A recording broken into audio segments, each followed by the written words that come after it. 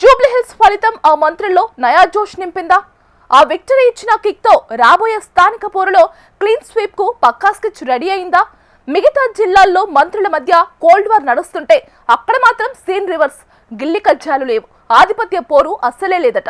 దోస్తు మేరా దోస్త్ అంటూ ఆ ఇద్దరు మంత్రులు భుజం భుజం కలిపి నడుస్తున్నారట. అభివృద్ధి మంత్రం జపిస్తూ మరో 10 ఏళ్లు హస్తం హవానే అని క్యాడర్కు గట్టి భరోసా ఇస్తున్నారట. ఒకరి ఇలాకాలో మరొకరు అడుగు పెట్టినా ఈగోలు హట్టవడం లేదట. మేం వేరు, మా రూటే వేరు అంటున్నా ఆ మంత్రుల దోస్తాన వెనుక అసలు కదేంటి? ఇంతకీ చెట్టాపట్టాలు వేసుకొని యావత్ కాంగ్రెస్ క్యాడర్ ను ఔరా అనిపిస్తున్న ఆ ఇద్దరు మంత్రులెవరు? What's this focus. జూబ్లీహిల్స్ ఎన్నికల ఫలితాలు కాంగ్రెస్ క్యాడర్లోనే కాదు, నల్గొండ మంత్రుల్లోనూ కొత్త జోష్ నింపాయి. మొన్నటి వరకు కాస్త సైలెంట్గా ఉన్న ఈ జిల్లా అమాత్యులు ఇప్పుడు గేర్ మార్చారు. రాబోయే స్థానిక సంస్థల ఎన్నికల్లో ఉమ్మడి జిల్లాను క్లీన్ స్వీప్ చేయటమే లక్ష్యంగా పావులు కదుపుతున్నారు. ఓవైపు అభివృద్ధి పనులు, మరోవైపు సంక్షేమ పథకాలతో జనంలోకి దూసుకువెళ్తున్నారు. మరో 10 ఏళ్లు మనదే అధికారం, ఢోకా లేదు అంటూ కాంగ్రెస్ కార్యకర్తలకు ఫుల్ భరోసా ఇస్తున్నారు. ఉమ్మడి నల్గొండ జిల్లా అంటేనే హస్తం పార్టీకి అడ్డా కాదు, కంచుకోట అని చెప్పొచ్చు. 2023 అసెంబ్లీ ఎన్నికలే దీనికి సాక్ష్యం. 12 సీట్లలో ఏకంగా 11 సీట్లు గెలిచి కాంగ్రెస్ అధికారంలోకి రావడంలో కీ రోల్ ప్లే చేసింది ఈ జిల్లానే.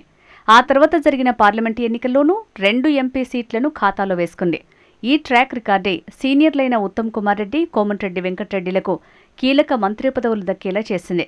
ఇప్పుడు ఇదే ఇమేజ్ని కంటిన్యూ చేయాలని ఈ ఇద్దరు హేమాహేమీలు డిసైడ్ అయ్యారట. సాధారణంగా పవర్ ఉంటే పాలిటిక్స్లో గ్రూపులు కామన్. పక్క జిల్లాల్లో మంత్రుల మధ్య ఆధిపత్య పోరు నడుస్తోంది. కానీ నల్గొండలో మాత్రం సీన్ రివర్స్. ఒకప్పుడు ఉప్పు నిప్పులా ఉన్నారనే ప్రచారం ఉన్నా ఇప్పుడు మాత్రం ఉత్తమ్, కోమటిరెడ్డి ఇద్దరు మేం ఒకటి, మా దారి ఒకటి అన్నట్టుగా వ్యవహరిస్తున్నారట. అనవసరమైన గిల్లి కజ్జాలు పెట్టుకుని ఉన్న బలాన్ని తగ్గించుకోవటం ఎందుకని భావిస్తున్నారట. ఇద్దరూ కలిసి ఉంటే జిల్లాలో తిరుగుండదని, అటు స్టేట్ లెవెల్లోనూ తమ పవర్ ఏంటో చూపించొచ్చని గట్టిగా ఫిక్స్ అయ్యారట. మొత్తానికి జూబ్లీహిల్స్ రిజల్ట్ తర్వాత నల్గొండ జిల్లా మంత్రుల వ్యూహం మారింది. తమ బ్రాండ్ ఇమేజ్తోనే లోకల్ బాడీ ఎలక్షన్స్లో జెండా రెపరెపలాడించాలని స్కెచ్ వేశారు. మరి ఈ దోస్తు మేరా దోస్త్ స్ట్రాటజీతో జిల్లాలో క్లీన్ స్వీప్ చేస్తారా? పక్క జిల్లాల మంత్రులకు ఈ ఇద్దరు రోల్ మోడల్ అవుతారా అనేది వేచి చూడాలి.